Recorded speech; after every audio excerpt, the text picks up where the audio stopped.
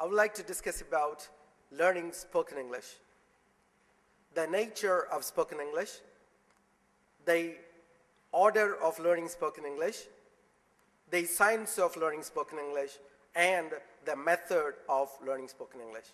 To begin with, first, the nature of spoken English. Ladies and gentlemen, you should know that learning spoken English is quite different from learning written English. In Tamil, you have colloquial Tamil, spoken Tamil. Just like that, in English, you have spoken English, very different from written English. It's not formal, as you read in a newspaper or as you listen in a news of television. It's quite colloquial, it's quite casual. So when you speak, you need to be quite casual. When you speak, use simple words. You don't need to use high-sounded words. For example, you want to say something, just say, I would say.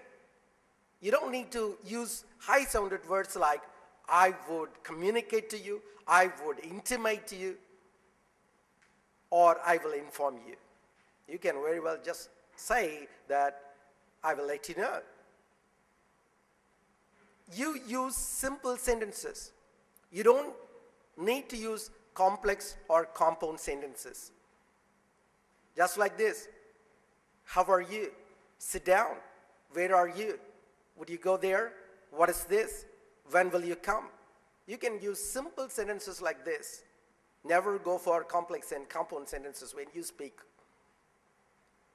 After all, when you speak to inform, not to impress. So you use simple words and simple sentences. And most importantly, you don't translate. You don't think in Tamil and translate into English. You have to think in English and speak in English. When you think in Tamil and translate into English, what happens? It becomes very artificial. It becomes not native to English. So you have to always think in English and speak in English. You have to come out with ideas by ideas. Just like this. When I'm angry, I don't like it. I don't need it. I don't want it. When you are happy, you say, oh, I like it. I need it. That's good. That's great. So when you put that way your expressions, it comes out easily, nicely, and more importantly, expressively. And of course, talking about expression, it's very important that you have to use the expressions, those are native to English. Because the expressions in Tamil will not or should not be translated into English. For example, the other day, a child in my house was saying, Adi Sakenana. Now, how would you put this into English? You know, if you try to substitute with some equal English words, that won't make it right. So you have to come with the English way. Wow, that's great. That's fantastic. Something like that. So what I'm saying is, when you speak in English, try to come up with expressions. They are native to English. Do not translate Tamil expressions into English or think in Tamil and try to substitute with some English words. They won't make it right or they won't be native to English. Now, I would like to talk about the order of learning spoken English. See, when you learn any language, first you learn to listen. When you were a child, in the first year, you were just listening. And maybe by the second year, the child learns to speak. When it reaches the third or fourth year, the child goes to school and learns to read and write. This is the order of any language being learned. This is the way a child learns any language. This is the way children in Tamil Nadu learn Tamil. This is the way children in Andhra Pradesh learn Telugu. This is the way children in Karnataka learn Kannada. This is the way children in the United Kingdom learn English, and this is the way children in the United States learn English. Now, why on earth here we learn English the other way? When you want to learn a language, learn in the right order. That is, listening and speaking first, reading and writing later. I would like to talk to you about the science of learning spoken English. It is proved that without any input, you won't get output.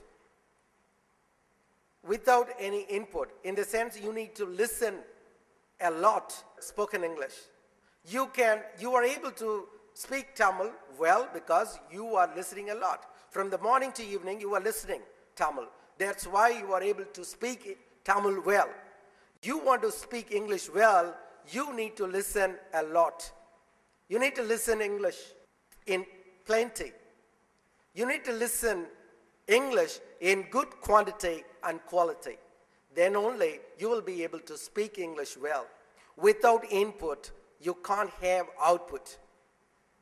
Now, I would like to talk about the method of learning. Of course, you need to learn English step by step. Learning spoken English is not gaining knowledge, but acquiring skill. So you need to have a skill-based training, not lecture-based or theoretical teaching. You can't learn cooking or riding a bike by listening to a good lecture. You can't learn cooking by reading a nice book. You can't learn swimming by listening to a great lecture. Then why on earth you expect to learn spoken English by listening to lecture? In many institutes teaching spoken English, the teachers always would like to speak. The teacher speaks first day, the teacher speaks second day, the teacher speaks third day, and of course after a month, the teacher speaks better because she is speaking every day, whereas you are just listening there, and maybe you have become a better listener, but not a better speaker. If you need to be a better speaker of spoken English, then you have to start speaking. You have to practice speaking. That is how you will get the spoken English. So you need to know about the nature of spoken English, the order of learning spoken English, the fact or science of learning spoken English, and most importantly, the method of learning spoken English. That's how you get spoken English.